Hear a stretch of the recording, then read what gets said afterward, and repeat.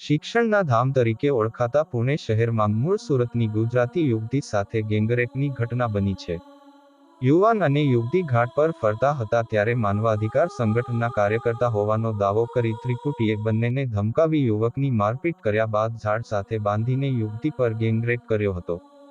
યુવતીને ગંભીર ઈજા થતા હોસ્પિટલમાં દાખલ કરાઈ હતી. આરોપીઓને પકડવા પોલીસની 10 ટીમ બનાવવામાં આવી છે.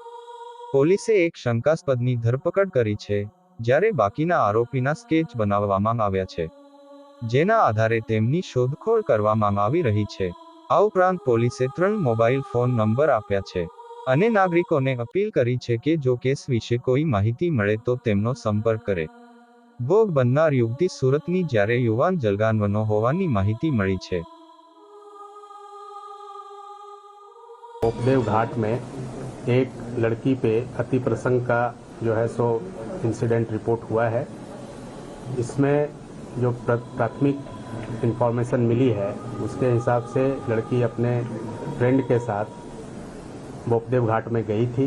ये लोग लगभग रात को 11 बजे वहाँ पे गए थे और 11 बजे के बाद जो है सो रात को 12 बजे के आसपास 3 अननोन पर्सन ने जो है सो इनको वहाँ पे पकड़ा है और लड़की के साथ अति प्रसंग किया है. और जैसे ही घटना की जानकारी मिली है तो इमीडिएटली इस केस को डिटेक्ट करने के लिए 10 जो है सो क्राइम ब्रांच और डीबी की टीम लगाई गई है.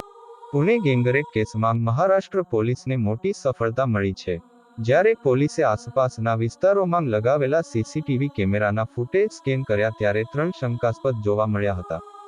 એવું માનવામાં આવે છે કે ફૂટેજમાં દેખાતા 3 યુવકો એ જ લોકો છે જેમણે આ ગુનો કર્યો હતો. પીડિત યુવતીએ આ ફૂટેજમાં દેખાતા યુવકને ઓળખી લીધો છે. પીડિતાનું કહેવું છે કે સીસીટીવીમાં દેખાતા યુવકે તેની સાથે ગેંગરેપ કર્યો હતો. મળતી માહિતી મુજબ ગેંગરેપની ઘટનાના 30 કલાક બાદ પણ પોલીસ આરોપીઓને પકડી શકી નથી. પોલીસની 10 ટીમો આ ગુનો કર્યા બાદ નાસી છૂટેલા ગુનેગારોને શોધવામાં લાગેલી છે. પોલીસ એવો પણ દાવો કરી રહી છે કે આ દુષ્કર્મ કરનાર ગુનેગારને વહેલી તકે પકડી લેવામાં આવશે.